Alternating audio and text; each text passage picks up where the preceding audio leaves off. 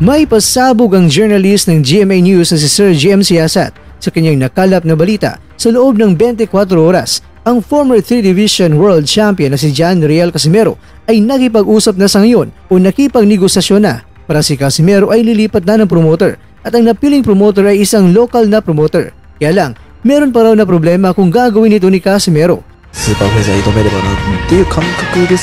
Current undisputed Super Bantamweight World Champion na si Naoya Inoue pilit na habulin ang nakamit ni Pacman na 8 Division World Champion at akyat ang timbang kung saan ang timbang ng ating kaubayan na si Mark Magnifico Magsayo. Ito po ang mga nilalaman ng ating kwentuhan. Kaya tara, kwentuhan na!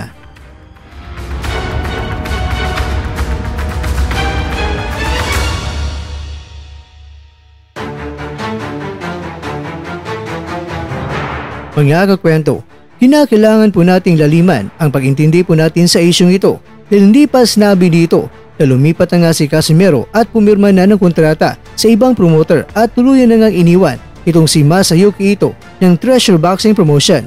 Ang pinagmula ng balita ay maaring nakalap ng sarili mo mismo o di kaya nakalap natin sa media o tagapagbalita na ibinahagi naman ng mga content creators. Sa ngayon mga kakwento ay mula po ito kay Sir GM Siasat na sinabi niya na nakipag-usap na sa ngayon si Casimero patungkol sa pagpirma ng kontrata sa isang lokal na promoter. Hindi niya dito sinabi kung sino ang promoter nito at hindi rin niya sinabi kung saan nagmula ang impormasyong ito at ayon din sa isa sa mga legit na tagapagbahagi ng balita na si Madam at patungkol din ito sa negosasyon para si Casimero ay lilipat na ng promoter kaya pinag-usapan na ang pagpirma niya ng kontrata at sinabi pa niya dito na mukhang si Casimero ay gusto na namang umalis sa kanyang promoter ngayon at sinabi pa niya na ang reputation pa naman ni Casimero ay biglang lilipat ng promoter ng instant. Sinabi din ni Sir GM na itong si Casimero ay may natitira pa na isang laban under Treasure Boxing Promotions kaya hindi pa pwedeng pumirma itong si Casimero ng bagong promoter at yan ang nakita niyang problema.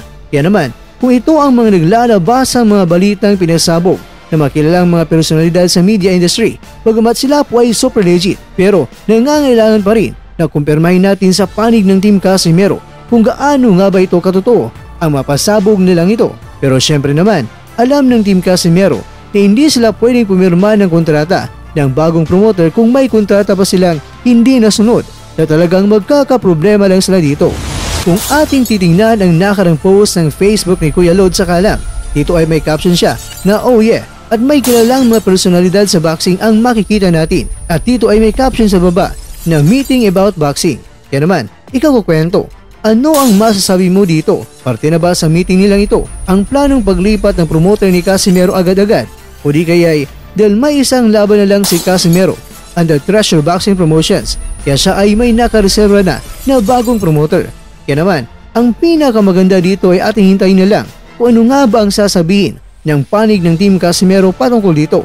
Kung gaano nga ba ito katotoo. And again, uulitin ko po mga kakwento talaga na sa thumbnail na ito po ay isang katanungan at hindi po idineklarang nakapirma na si Casimero at nakalipat na ng bagong promoter. Kaya hintayin na lang natin sa susunod na mga araw na mismong ang Team Casimero na ang magsasabi nito.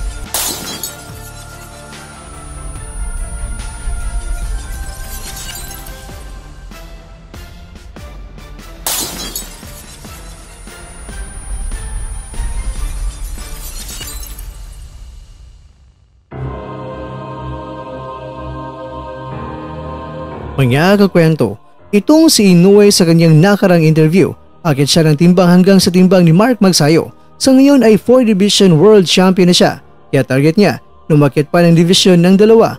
Una sa featherweight at sa super featherweight ang gusto niyang aakyatan. Pero ganoon pa man, kahit si Inoue ay maging 6 Division World Champion man, pero hindi pa rin niya matutumbasan ang former 8 Division World Champion na si Pacman. Pero ang mahalagang tanong, kaya yan na maging 6 Division World Champion ang halimaw ng Japan.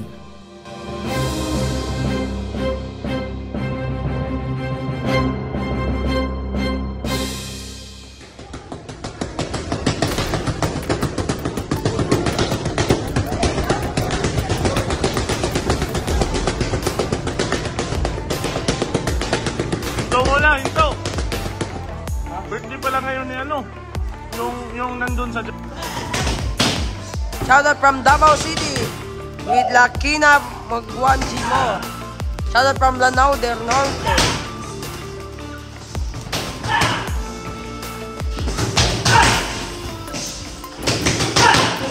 Shoutout Idol, watching from Davao. Shoutout from Liluan, Cebu. Shoutout from Cavite, Idol. Shoutout sa'yo, Gilo.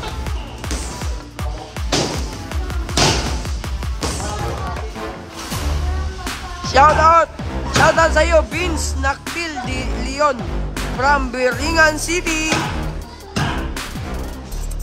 Shoutout sa'yo, Janzel Gomera from Davao kasi meron lang pinakakusog.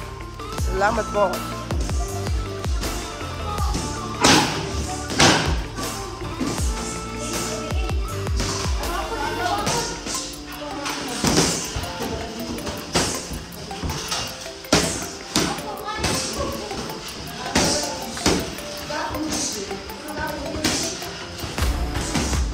Shoutout sa'yo, John Ronel Mazo from Oriental Mindoro.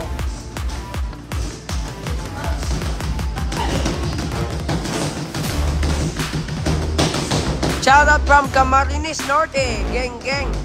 Shoutout sa'yo, Christian Barriso.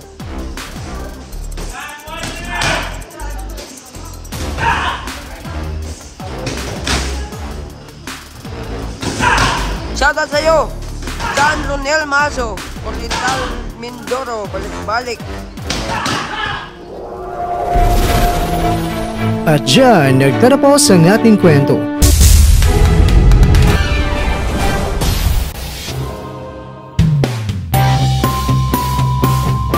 Maraming salamat mga kakwento sa inyong panunood.